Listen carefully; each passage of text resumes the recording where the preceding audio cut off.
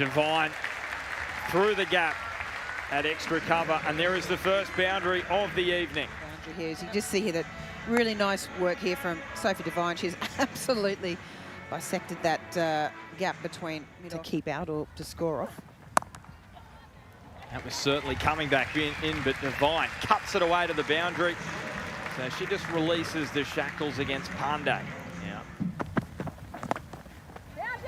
And Devine able to use the pace around the corner as Ginger just lost a line and length. Devine elevates this up and over the top of mid-on. She is getting into her work. Sophie Devine, the T20 World Cup winning captain, back in the WBBL. Gets it through again, Sophie Devine. Into the 20s now. Yeah, really good shot here from Devine. Just believe, I think here. I could be wrong. Well, Beth Mooney, that is beautiful, isn't it, from Mooney? Yeah, just that bit of extra pace on. Keepers come up. And bowled. De Klerk goes right through Sophie Devine. The perfect Yorker.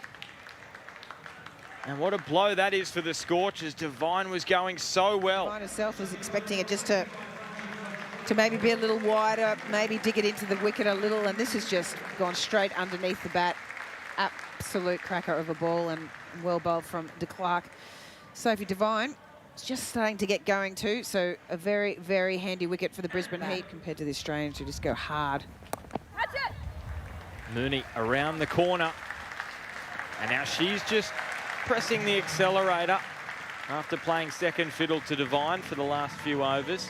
Charlie Knott comes in, and it's a full toss first up. Well, you don't want to give that to an excellent player of spin.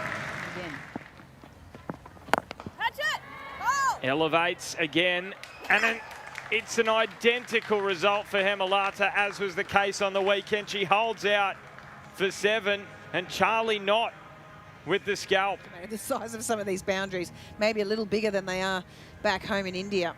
And this one, she has hit pretty much straight down the throat of Grace Harris at long on there, and I think she'll be very, very disappointed.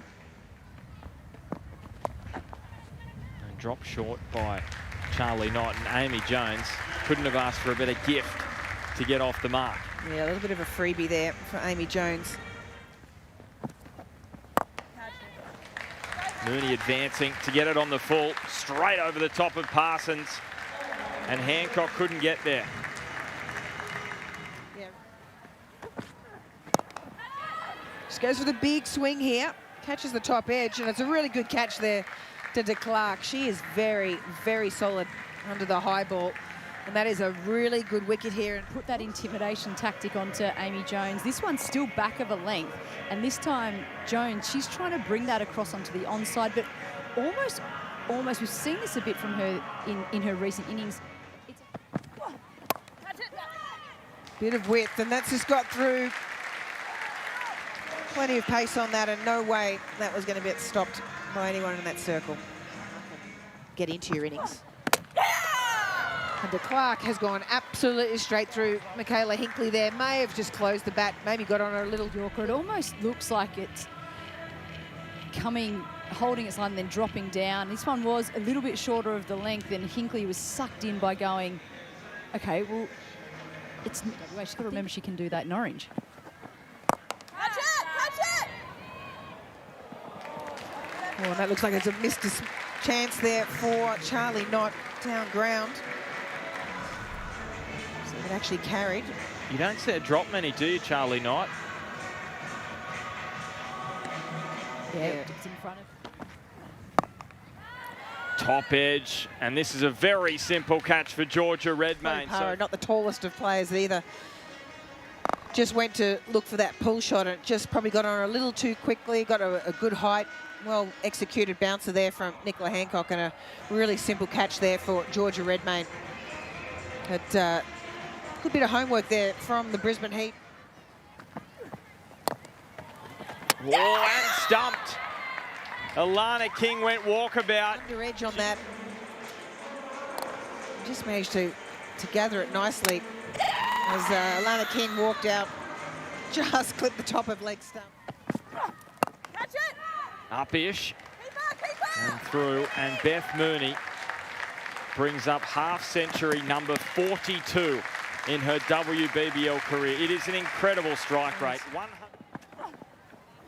And another lap and it bamboozles Redmayne, and these are valuable, valuable runs for the Scorchers. Same for her as the non-striker now. Mooney up and over the offside. That is a glorious stroke. That is one of the strokes of the night from Beth Mooney. Now over the leg side. Hits the gap again, Beth Mooney. Foot to the floor now.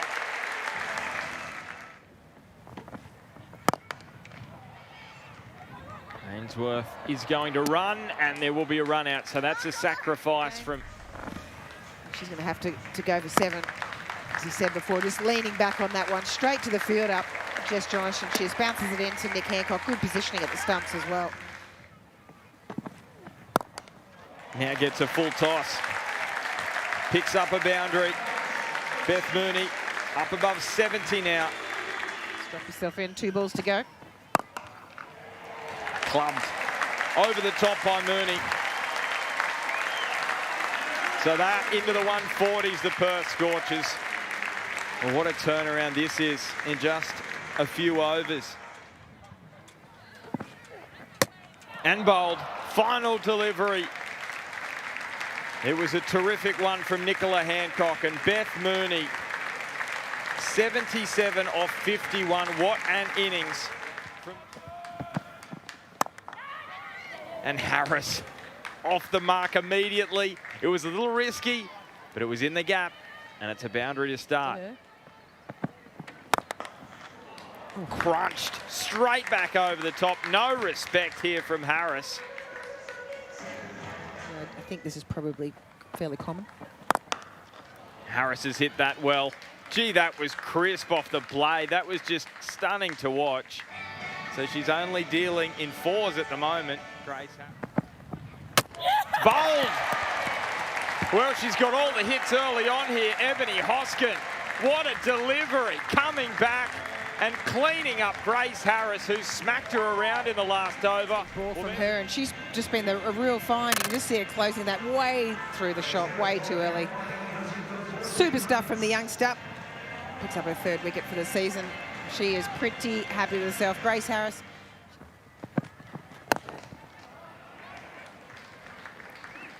Really nicely timed off the legs. This time got it right. A little mistimed on the first one, but the second one she made no mistake. Edged and taken. Ainsworth gets Redmayne for a duck. That time she did nick it. Redmayne just advanced on this one. Got a pretty healthy edge on that and just caught it in the fingertips. It's Beth Mooney. She's just having a quick look at her hands at the moment, just to know how much those can sting.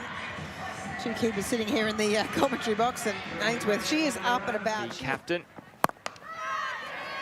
And first ball, she's almost picked up a wicket. That was a really tough one for Ainsworth. The fast bowler charging in. Catch. Up-ish again, this time taken. That is a terrific catch from Amy Edgar.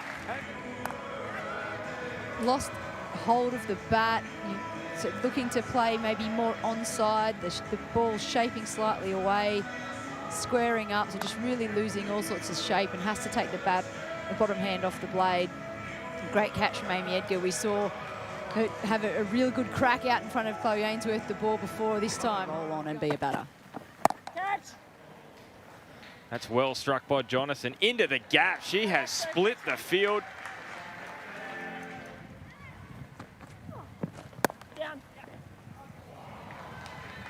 That's through from Charlie Knott. That is well timed and well placed. This is up-ish from Jonathan. Hosking with another huge wicket. Within your states.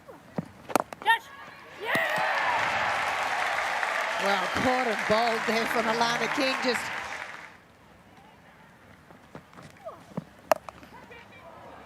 she's just got such quick hands. No protection back there.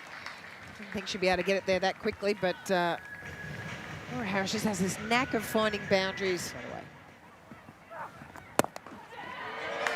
She's just got her length strong here and a really easy catch there to Chloe Paparo. Turn, go again, turn, go again. Multiple, it's a couple of balls where you thought the caught and bowled might have been on, and then a simple catch to Chloe Paparo at And unfortunately, she just overcooked that one, and Laris is like, thank you very much. Clearing the boundary by a fair way and just didn't quite execute that Yorker, but you could see what the plan was. Angle in Yorker, you would think, and Harris.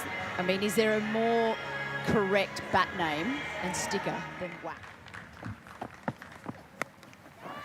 Well, goes the big swing.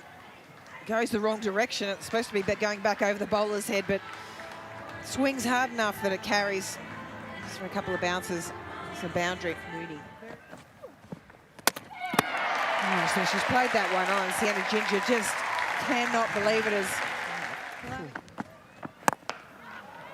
Well, that'll help the strike rate. Laura Harris straight over the top.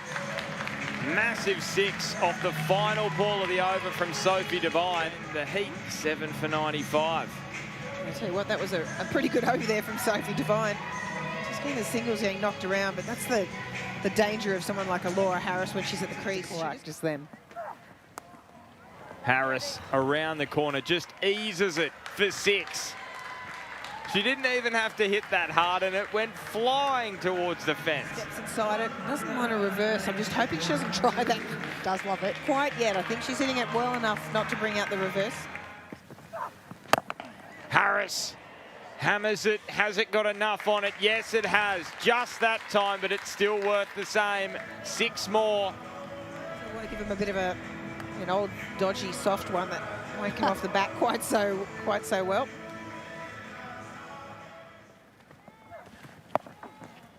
And this over's getting even more expensive. 17 offered, and there's still 1 ball to come in the Brisbane Heat. Catch it in! This one is not well hit, and it's taken. Huge catch for Hemalata down on the boundary, and Laura Harris removed by Alana King. When she took that catch, she did drop Rodriguez earlier in the day at long on. 20 on 8, didn't really cost them too much, but you can see here she's pretty happy. Misjudged that one again a little with the length, but Alana King, she is pretty happy to pick up that wicket, as is Beth Mooney. I don't think I've ever seen her that excited. Grace Parsons is bowled, first ball. So it could be a quick ending here for the Brisbane Heat. Alana King with 2 in 2. Good in the death in the last few games. She's now finds herself on a hat-trick as well. Player to take a WBBL hat-trick, and she's denied by Hancock. I'm going to say Mooney. There's 5. Alana King has got 5 for the first time in her WBBL career, and she racks this one up against the Brisbane Heat. And the Perth Scorchers with their 2nd win of the season.